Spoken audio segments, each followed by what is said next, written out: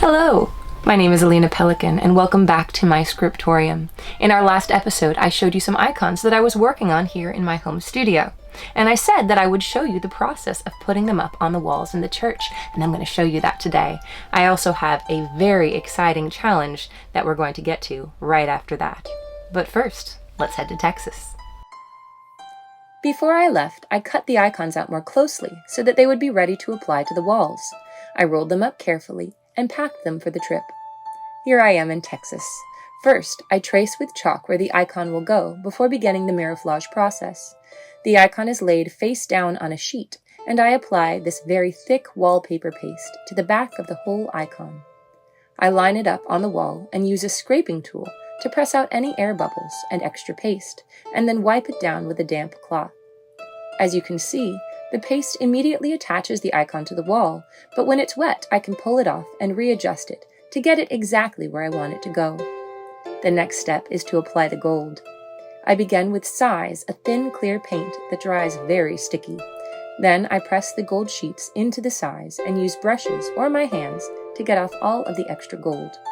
For this trip, I put in the last 6 of the 20 wall saints that are processing toward the altar, as is traditional for Western Rite churches, 10 women on one side and 10 men on the other. I also put up 2 archangels behind the altar, getting some help from a professional ladder climber and some scaffolding. Then I repeated the process, 12 feet up in the air. What an adventure!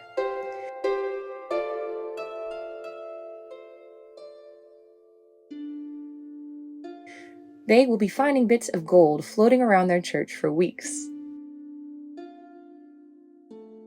After the gold, I have to touch up the paint around the edges and make the red line around the halo. Now let's get to our fun project. Today we're going to do a very exciting Romanian folk art called glass icons.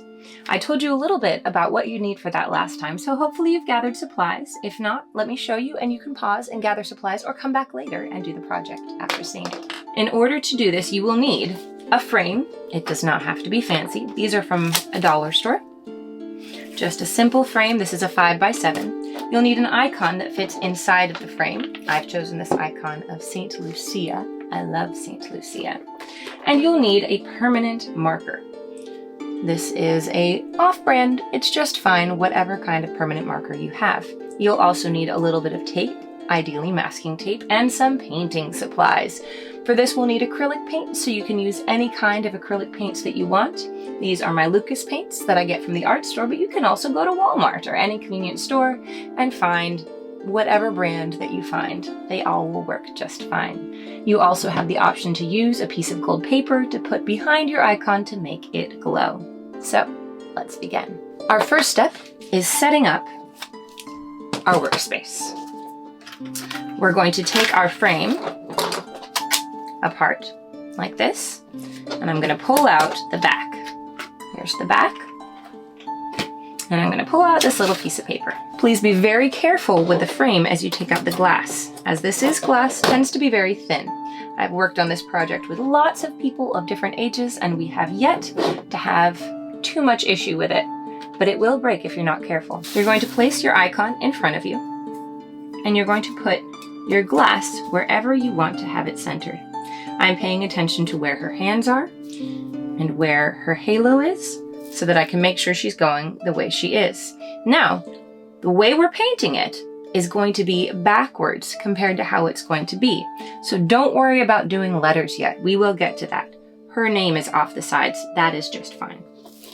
Then I'm going to take my masking tape and I'm going to cut off a little piece. This is going to make sure that the paper doesn't move as we're going. I'm actually going to do 2, one right here and one right here.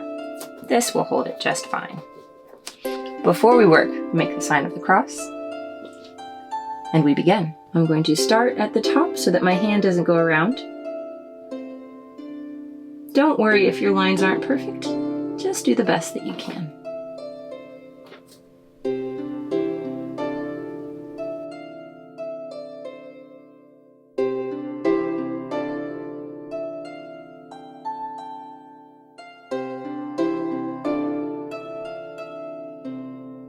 Once you have all your lines done, you're ready to paint.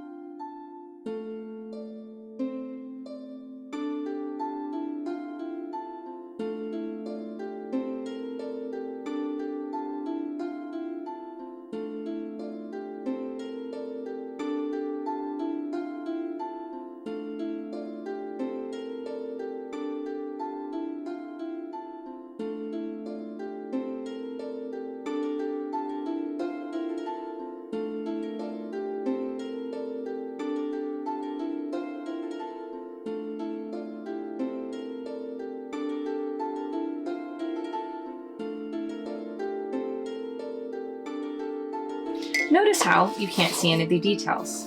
Now's the fun part. I'm going to very carefully, because my paint is still wet, pull off tape. And when I lift this up, you can see that all of the lines still show. And there we have our glass icon. When you reassemble your frame, you begin by putting in the glass. Remember, we're going to put it face down.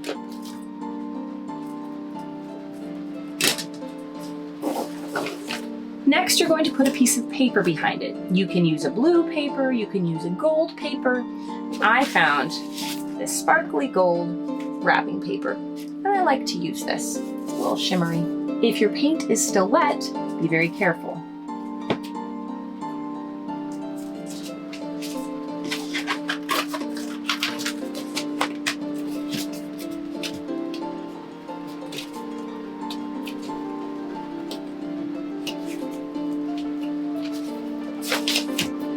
And there you have it.